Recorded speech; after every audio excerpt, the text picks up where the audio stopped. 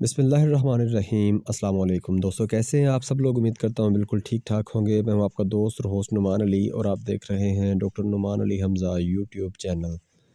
दोस्तों, आजकल जानवरों में एक इशू देखने को आ रहा है कि जानवर अचानक से खाना पीना जो है ना वो छोड़ देते हैं या खाना पीना कम कर देते हैं, ठीक से खाते नहीं हैं और प्रोडक्शन जो है वो भी काफ़ी हद तक कम कर देते हैं।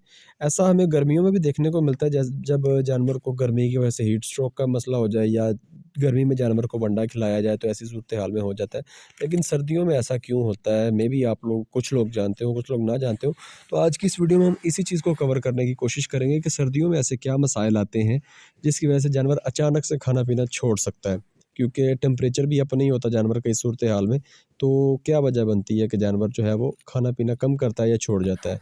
तो ये दोस्तों, बगैर वक्त ज़ाया किए चलते हैं, वीडियो को स्टार्ट करते हैं। और वीडियो को स्टार्ट करने से पहले तमाम दोस्तों से गुजारिश है कि अगर अभी तक आप लोगों ने हमारे चैनल को सब्सक्राइब नहीं किया तो काइंडली हमारे चैनल को सब्सक्राइब कर दीजिए। तो आइए दोस्तों, बगैर वक्त ज़ाया किए वीडियो को स्टार्ट करते हैं।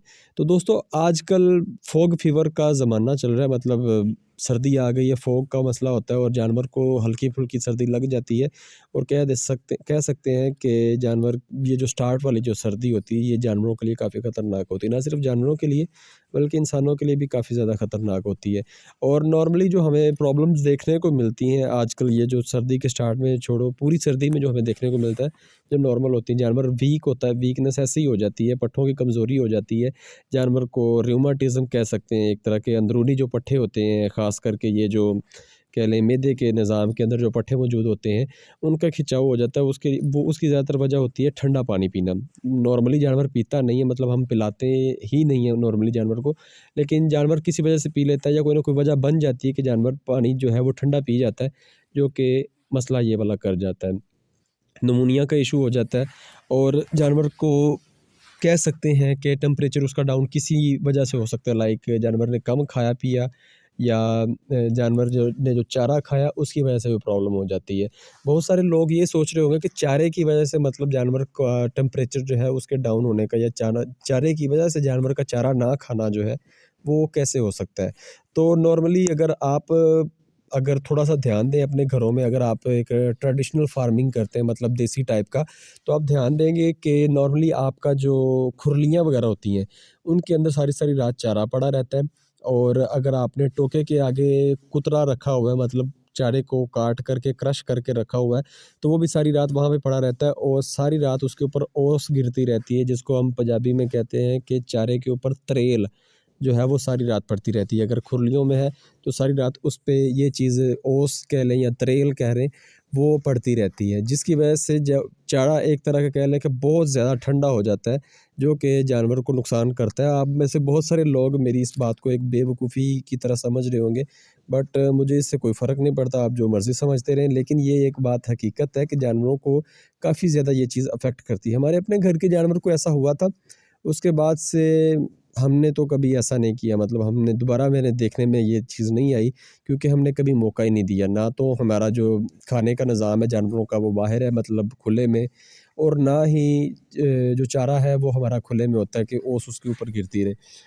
आप इसको अपने साथ ही मतलब कर सकते हैं, कंपेयर कर सकते हैं कि फॉर एग्ज़ाम्पल नॉर्मली आप सालन की बात तो नहीं कर सकते।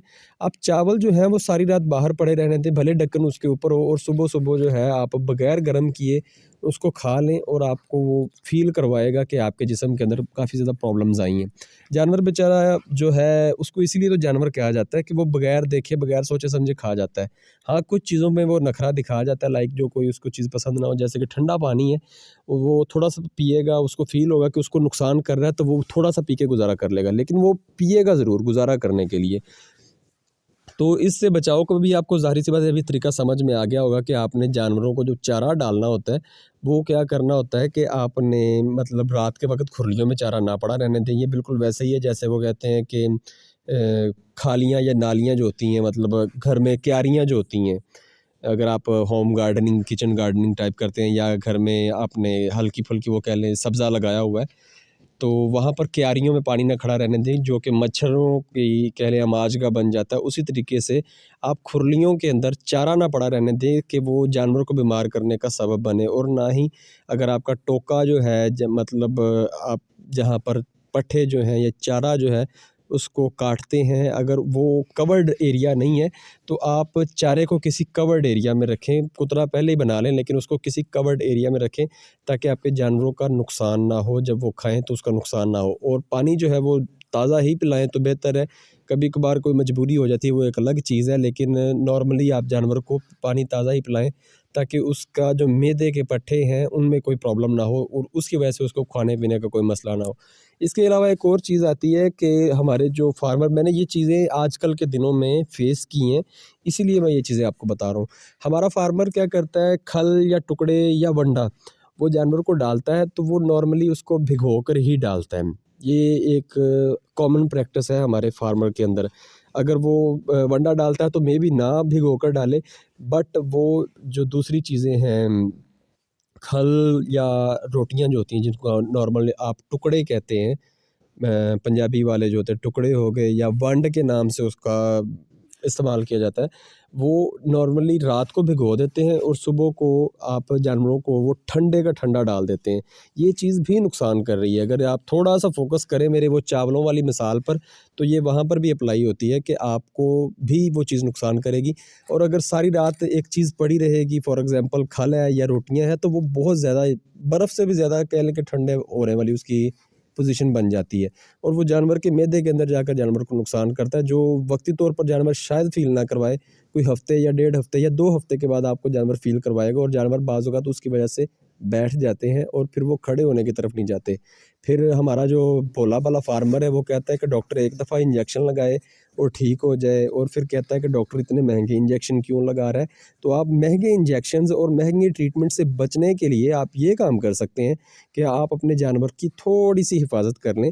इसका मैं आपको तरीकाकार बताता हूँ कि आप फॉर एग्ज़ाम्पल जानवर को वंड, रोटियाँ या खल डालते हैं तो वो किस तरीके से डालें कि जानवर जो है उसको ये प्रॉब्लम मैदे का फ़ेस ना करना पड़े, लाइक ठंडा ना हो।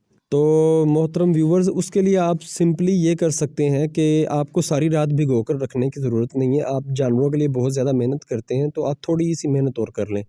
आपने फॉर एग्ज़ाम्पल आपको जानवर को सुबह के वक़्त आपने डालना है वंडा या वंड या टुकड़े या खल, तो आप बस ये करें कि पानी जो है उसको आग पे रखें, मतलब उबलने के लिए रख लें और उसके अंदर रोटियां और जो आपकी खल है वो डाल दें और उसको उबाल लें अच्छे से। मतलब आप जो सारी रात भिगोने वाला काम करना है उसकी उससे बेहतर है कि आप उबालने वाला काम कर लें। फिर वो नीम गर्म जब हो जाए, मतलब जब उबल जाए, गल जाए जिसको कह सकते हैं, वो जब आपका तैयार है तो उसके बाद आप उसको ठंडा करके या नीम गर्म रह के जब रहता हो तो तब आप जानवर को इस्तेमाल करवा दें।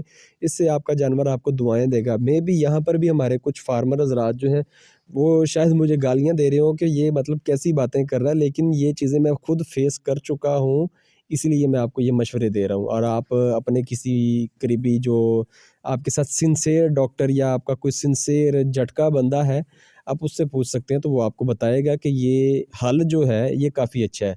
लेकिन अगर आप इसी चीज़ को खुद पर अप्लाई करके देख लें कि आप सारी रात खुद बाहर रहें और कोई चीज़ आपने ना पहनी हो, तो आपके साथ क्या हशर होगा, और सुबह-सुबह उठें और ठंडा पानी पी लें तो आपका क्या हाल होगा। और सारी रात बाहर रहने से एक और चीज़ याद आ गई कि हमारे हज़रात जो हैं, फार्मर हज़रात, वो एक और जानवरों के ऊपर ज़ुल्म करते हैं जो उनको फ़ील नहीं होता।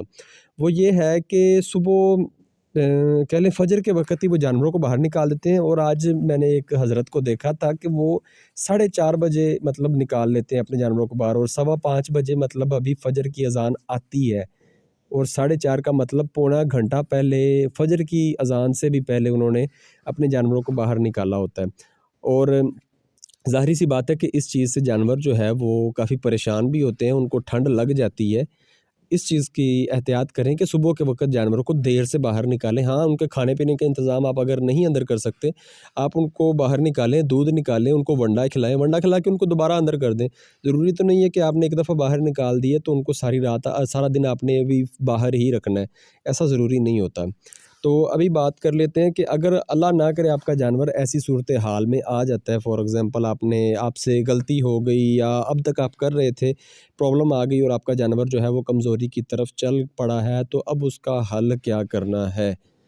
होप सो कि चंद एक ही लोग बचे होंगे अब तक, बट जो लोग यहाँ पर आ गए हैं तो मैं उनको हल बता देता हूँ कि अगर ऐसी सिचुएशन आपको मिल जाती है तो ऐसी सूरत हाल में आप जानवरों को ताकत वाले इंजेक्शन जो होते हैं, एनर्जी बूस्टर्स होते हैं, वो इस्तेमाल करवा सकते हैं और एंटीबायोटिक के तौर पर आप अमोक्सिसिलिन का इस्तेमाल करवा सकते हैं। उसकी ज़्यादा ज़रूरत नहीं होती, बट ज़ाहिर सी बात है कि जानवर अगर कमज़ोर हो तो उसके अंदर सेकेंडरी बैक्टीरियल इन्फेक्शन होने के चांसेस होते हैं और मोस्टली जो है नाक और गले के जो प्रॉब्लम है वो हो जाते हैं, और ऐसी सूरत हाल में अमोक्सिसिलिन आपको अच्छा रिजल्ट दे जाती है। और अमोक्सिसिलिन जस्ट यहाँ पर ही नहीं, और भी बहुत सारे मामलात को देख लेती है, मैदे के भी बहुत सारे मामलात को देख लेती है। तो अमोक्सिसिलिन या पेनिसिलिन का आप इस्तेमाल करवा सकते हैं, काफ़ी अच्छे रिजल्ट्स आपको मिल जाएंगे इसके। और साथ में अपने एनर्जी बूस्टर्स लाइक एमिवोइकॉम, अमीनोविटाल या बी कम्प्लेक्स जैसे या मल्टीविटामिन आपने इस्तेमाल करवाना होता है, और विटामिन AD3E इंजेक्शन जो है वो भी आप उसका भी इस्तेमाल करवा सकते हैं।